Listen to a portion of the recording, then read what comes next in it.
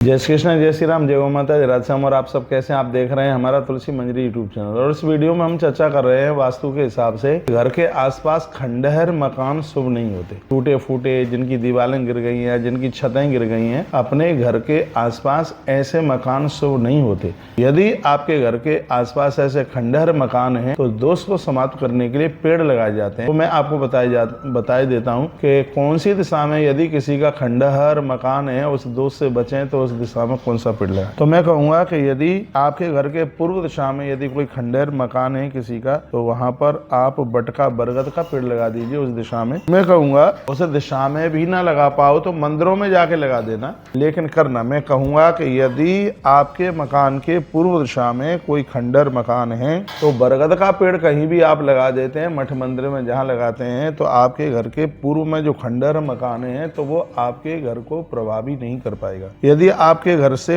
पश्चिम दिशा में कोई खंडहर मकान है तो आप पीपल के पेड़ लगा दीजिए कहीं जाकर के, जिससे वह खंडहर मकान आपके घर के ऊपर दोष नहीं दिखा पाएगा, प्रभाव नहीं दिखा पाएगा। यदि आपके घर से उत्तर दिशा में कोई खंडहर मकान है तो आप अशोक के पेड़ लगा दीजिएगा, जिससे भी ये खंडहर मकान आपके घर को प्रभावित नहीं कर पाएगा। यदि आपके घर के दक्षिण दिशा में कोई खंडहर मकान है तो आप गूलर का पेड़ लगाइए, इससे इस खंडहर मकान का कोई भी प्रभाव आपके ऊपर नहीं होगा। यदि आपके घर से ईशान कोण में कोई खंडहर मकान है तो आप नींबू के पेड़ लगाइए, कहीं भी आप जाकर के लगा दें नींबू के पेड़, तो इससे भी ईशान कोण में कोई खंडहर किसी का मकान है तो यह आपके घर को प्रभावित नहीं कर पाएगा। यदि आग्नेय कोण में यदि कोई खंडहर मकान है तो इसमें आप गुड़हल का पेड़ कहीं लगाइए, तो इससे यह अपना प्रभाव नहीं दिखा पाएगा।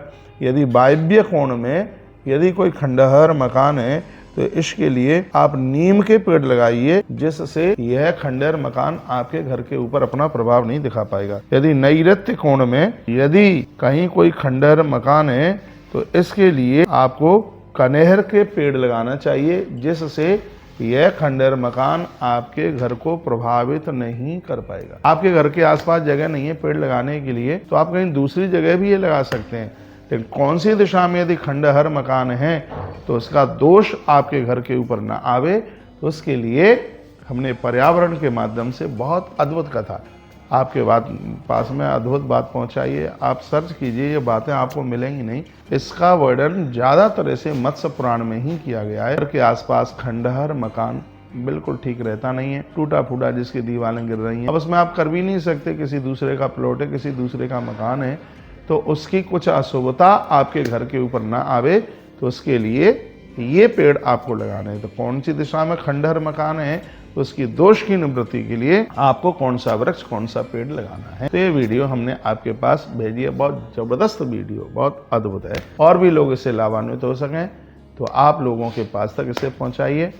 और ध्यान रखिए, घर की पहली रोटी गौ माता को दीजिए, क्योंकि गाय बचेगी तो ही देश बचेगा।